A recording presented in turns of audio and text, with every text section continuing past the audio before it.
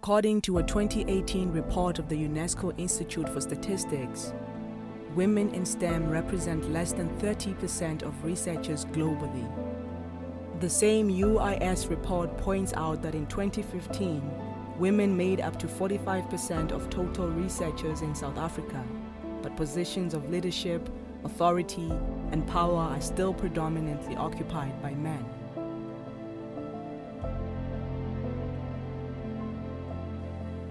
I think the science community is not more diverse based on the pool of people that are entering, firstly, the science community. Who are the people that are we drawing into the science community is what actually we should be looking at. And why are we actually pulling or retaining the same sort of people, whereas we are not having a more diverse pool of people.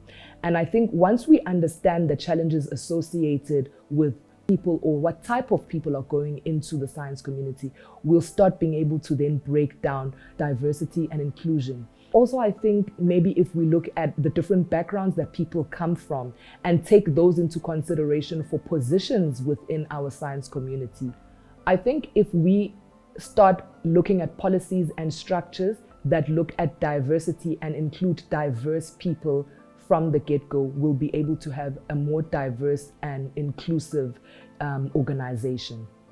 For transformation in science, bringing in women, I think that it's about making sure that you go and fetch the women, tell them they can be here, be their mentor. Students are not in an environment where they can make these decisions for themselves, or they don't know that there's possibilities. So we're only going to transform if we go and collect them, tell them that they're capable, tell them they can do this, and then have a real conversation about what is their life situation, what do they need, can this work for them. I think often we look just at a student and we say, oh, it's a good student, they should totally come and do a postgrad degree, but we don't go look at their situation in their life and what's possible and what do they need and what are the expectations on them. So we need openness, and maybe a woman to a woman will encourage this more than a woman to a man. It shouldn't be like that, but that's possibly the best way to go. You keep on looking at your parents, your grandparents, or your great-grandparents, that they have been doing things this way. You are doing things differently. Like everything is just new to you. Everything is just a learning curve to you. So you end up just making mistakes as you go. You learn as you go, but then you end up making mistakes. So the transformation is just, even the difference is just too great that sometimes you end up being stuck. You don't even know who to ask. Sometimes you end up asking yourself, is it even worth it going further, doing something? I've been lucky enough to be involved in the female fast tracking program within my company that is not only looking at putting more women in science fields in leadership positions, but also putting women from different backgrounds, from different ethnicities within leadership positions. And being able to be in those sort of positions is encouraging for people that are coming in through the organization, and just it's encouraging to see the level of transformation that is actually happening, even though it is slow, but it is happening. So I think in our department and in my field, we've got a lot of success stories of diversity and inclusion. The people in statistics are very encouraging, very open, all friends across the departments in across the country, and we really do encourage. We go and fetch our females. We go and fetch them and we tell them that it's possible for them to do academia. We can support you. We have quite a lot of female academics in our field in statistics. Science in South Africa is still very much a boys' club. And I think this is because of the pool of the amount of people that we are attracting into the scientific field. We need to be doing more work of putting more women, more diverse people within these leadership positions so that we can start pushing the paper in which we are writing. We are talking about transformation, we are talking about different policies, but we are not actually pushing the agenda as much as we should be in the different sectors that we are working in. In terms of the successful diversity inclusion that I've been into, like in our office, we are a diverse group. We have the baby boomers, we have the Generation Z, we have the millennial. I'm a millennial. So that diverse group on its own, it works best for even the target that we have in the office. We know that the baby boomers, they are not technology savvy as much as the Generation Z and the millennials. So we are able to help each other. But then in terms of experience, we know that the baby boomers, they have more experience than us. So we learn together. We just come together and exchange information. We learn from each other. So I do think science is still viewed as a boys' club in South Africa. And I think this is also because we are slowly, generation after generation, encouraging women to be allowed to do this. We've obviously got a history of women not being allowed to be in science, and a history of cultural differences in South Africa and not being allowed to study. So it will take some time for this to change, but I think women also need to just stand up and say, hey, I'm here. I know that studies, they are saying science, even at the moment, is dominated by males. But then recently I've seen a lot of women dominating science as well. Most researchers or scholars in the lab now, they are females.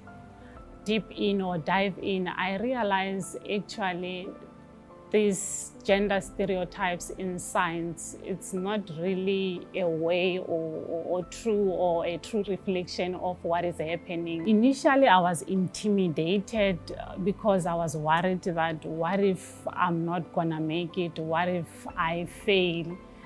But then along the way, you end up having a high self-esteem, you end up having the confidence in yourself, you end up reminding yourself each day that you can do this. The policies that need to be in place are already there. It is not a matter of changing the policies and the structures that we currently have, but it's a matter of actually implementing them to a point that we start seeing it and it becomes more visible on a day-to-day basis. We talk about transformation, we talk about having women of color in leadership positions, but it needs to start happening on the grassroots level where things are being implemented, where we are putting the right people on the forefront, and not just for face value, but actually harnessing the value of women and harnessing the value of different diverse people into these leadership positions. When you work in a group in science, you get more done, more ideas come to the table, different opinions come to the table. You might have people have different experiences, and your experience could bring something new to a research table. You grew up in a certain place, so you know certain things. And this is where science and research contributes to society. So having a diverse research group is really important, and it's absolutely the way to go into the future. The benefits of diversity and inclusion is the fact that with different people comes different knowledge, come different perspectives. You never know what sort of knowledge a person might be sitting on due to their diversity. And if those people are being oppressed and are not able to share such opinions on different platforms, we'll never hear those voices. You never know who has the cure to cancer just because of the color of the skin or their gender. But if we are pushing people in terms of their value that they bring and the knowledge that they have, and put aside our differences, we're going to start having more answers as a society. Gender bias absolutely contributes to lack of knowledge development. If you're not bringing all the parties to the table, you're not covering everything. One person's view is not the only view, and I think you really absolutely have to have both genders, all genders, let's rather say, are contributing to discussions. Women scientists of color can experience exclusion in different ways. When it comes to different leadership positions, they might not be considered because of their color. You might think that the person is not able to do the job well enough because they are not the right color. And if we still hold those stereotypes and prejudices from the communities we come in, from where we grow up in those environments, we are actually shooting ourselves in the foot. And we've got a lot of people in general, whether they be women, whether they be coming from different types of genders or ethnicities, that have so much knowledge and have so much to give, but those platforms are not there and available for them to use. The world is changing, it is transforming, but I think we can do it a bit faster so that we start getting those answers to the forefront. She was saying, in South Africa for now, it's good to say I'm a young Black woman and I can make it. But then when you go outside SA, being a young Black woman, it doesn't work, because even other African countries, they have a lot of successful young Black women. So at the moment, the exclusion of Black women, it has been happening in the past. Now they are giving opportunity to young Black women like us to succeed. They try to give us more opportunities so we can explore those opportunities.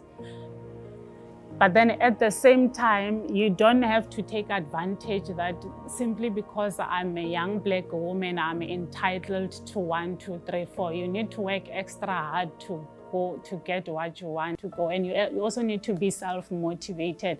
Don't just say, just because I'm a young Black woman, I can get that, I can do this, I have a right to do that. For every right, there is a responsibility as well.